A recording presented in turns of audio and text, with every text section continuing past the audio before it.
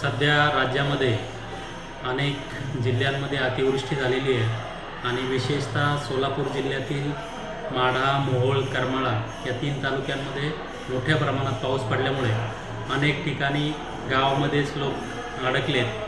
त्यांसाठी मदत म्हणून मंदिरे समितीमार्फत त्यांना फूड पॅकेट्स, त्याचप्रमाणे पाणी बॉटल आणि इतर साहित्य असं मंदिरे समितीमार्फत मदत करण्यात येत आहे। आपण माढा या ठिकाणी 500 फूड पॅकेट्स, 500 बॉटल, त्याचप्रमाणे बार्शी या ठिकाणीसुद्धा 500 फूड पॅकेट आणि 500 पाणी बॉटल्स आपण काल वितरित केलेले आहेत। त्याचप्रमाणे जिल्हा प्रशासन, माननीय जिल्हाधिकारी महोदय, माननीय पालकमंत्री महोदय हे सांगतील त्या ठिकाणीसुद्धा मंदिरे समिती अशाच प्रकारची मदत भविष्यात देखील करणार आहे।